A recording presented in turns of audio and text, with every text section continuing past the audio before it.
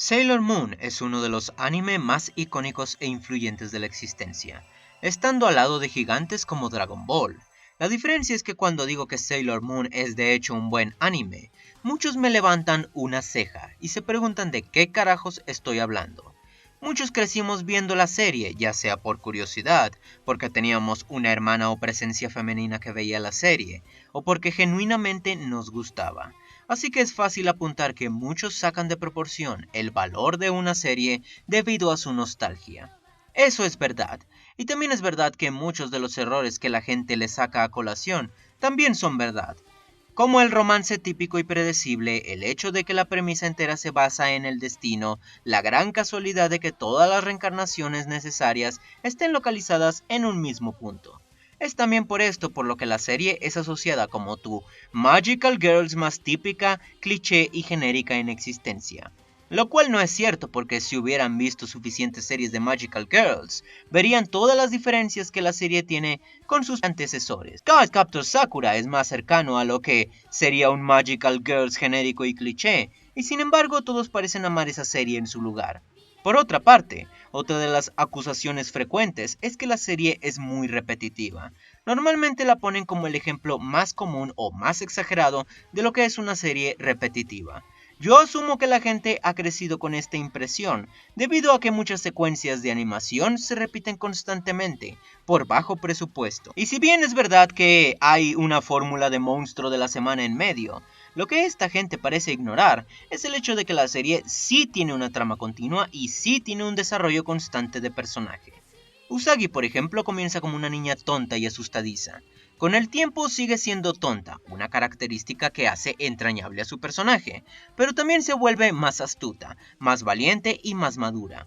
Incluso cuando se trata de usar el tropo del destino, un tropo que normalmente detesto y echa a perder cualquier historia, no es usado para favorecer a los personajes en situaciones convenientes, y es reiterado para darles un peso en los hombros a los personajes, quienes intentan llenar expectativas o superar sus defectos. Y este es un aspecto que puedo apreciar de Sailor Moon. Dura cientos de capítulos y muestra una trama constante, con desarrollo de personaje constante, con un foco constante que tiene conexión a algo previo, y esto es bastante difícil para una serie con su duración. Dragon Ball rara vez tenía desarrollo de personaje verdadero o siquiera una trama que estuviera conectada con la anterior. One Piece pierde el foco de su historia muy rápido y se olvida de hacer algo con las personalidades de sus personajes, y ya ni hablar de otras series que son incluso peores en esos aspectos. Es un aspecto que yo puedo apreciar de Sailor Moon, y sin embargo habrá quienes me digan que esto es hecho mejor en el manga, porque no solo era más maduro y serio, sino que también quitaba todo ese tonto relleno innecesario que hacía que la gente percibiera la serie como repetitiva. Esta es una verdad a medias. Es verdad que el manga va directamente al punto y que la adaptación anime se toma tantas libertades, al punto de que básicamente le metieron sex appeal donde no debían. No solo es completamente irracional el diseño de los trajes de combate, los cuales están compuestos de una minifalda que hace súper impráctico el combate y ofrece montones de panty shoots y tacos de pierna, de lo que esencialmente son chicas de 14 años, sino que también metieron chistes sexuales. Ok, en el manga las faldas igual eran cortas, pero en el anime las hicieron aún más y los chistes sexuales estaban fuera de control. Así que, si todo esto es verdad, ¿por qué digo que es una verdad a medias? Porque esto es en parte lo que hace a la versión anime mejor al manga y a la versión Crystal. Como dije anteriormente, uno de los errores de Sailor Moon es que es conveniente en ciertos aspectos. Todas las reencarnaciones están en el mismo punto. Usagi no puede reconocer quién es Tuxedo Mask a pesar de ser obvio, y el manga se tomaba todo esto completamente en serio. El anime posee un tono mucho más cómico y relajado. Por ende, todo esto es mucho más fácil de dejar pasar. Quita la comedia, la animación elástica y slapstick, junto a las expresiones variadas y caricaturescas, y lo que te queda es algo que, a estándares de hoy, parece seco y sin vida. Es por esto que todo mundo se aburrió con la versión Crystal. Todo el mundo veía la original porque, 1, las chicas eran sexys, y 2, una vez que el gancho inicial se iba, nos quedábamos porque tanto la serie como los personajes son simpáticos por lo que crecen con nosotros. Y hablando de personajes, no estoy alabando que el anime sea diferente por contener fanservice o algo por el estilo. De hecho, es bastante creepy. Son niñas de 14 y es obvio que fue un gancho mercadotécnico. Más bien lo hago porque, aparte de cambiar el tono para bien, el relleno estaba ayudando a la química de los personajes.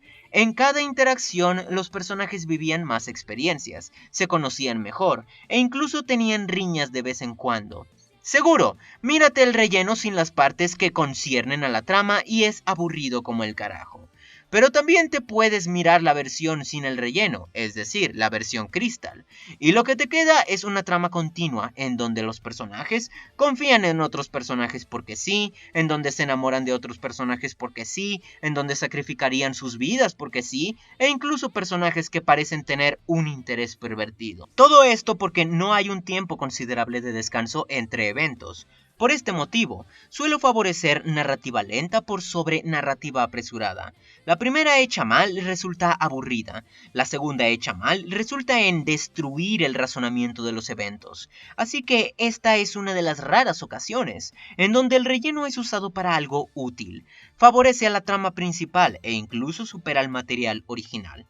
¿Qué va? Incluso los villanos, los cuales son unidimensionales y son eliminados rápidamente en el manga, tardan más en desaparecer en el anime, permitiendo que estos experimenten otras situaciones, que les dan más dimensiones, aunque sí siguen existiendo esa otra clase de villanos. La animación es obviamente pasada de moda y aburridamente repetitiva en sus secuencias, pero dado a su bajo presupuesto, también es digno de elogios que usaran múltiples simbolismos para mantener al ojo interesado, y que a la hora de usar movimientos, se fueran por lo slapstick y gomoso en lugar de lo superrealista y detallado que solo hubiera hecho resaltar más el hecho de que no tenían dinero. Plus, volvió a la serie más entrañable. Los diseños también se volvieron más redonditos, mientras que el diseño del manga, que es más estilizado, luce bien en papel, pero viéndolo ya en movimiento, como en Crystal, hace sentir a los personajes como muñecas robóticas, debido a que sus exagerados caracteres finos ajenos al humano se hacen más evidentes. Aparte del simbolismo que hacía a la serie obviamente más atractiva para el público femenino, la serie también se volvió más oscura con el tiempo, mostrando consecuencias y angustia en los personajes. Uno puede quejarse sobre cómo en los últimos arcos la muerte se volvió insignificante, debido a que personajes mueren pero son revividos más adelante.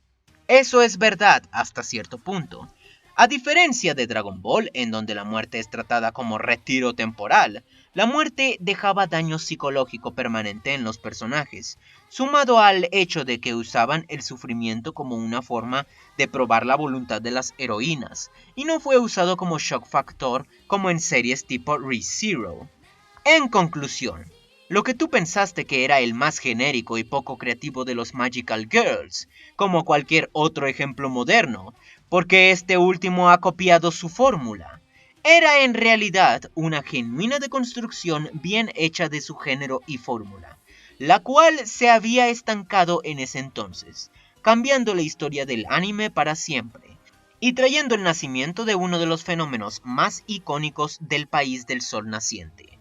Tenía una trama con énfasis en la continuidad, la química, el desarrollo y mensajes optimistas que no eran lo suficientemente adultos para una serie adulta, pero tampoco eran para no tomarlos en serio.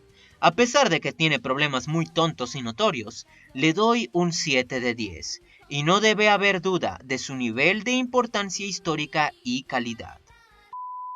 What's the use of money if you ain't gonna break the mold?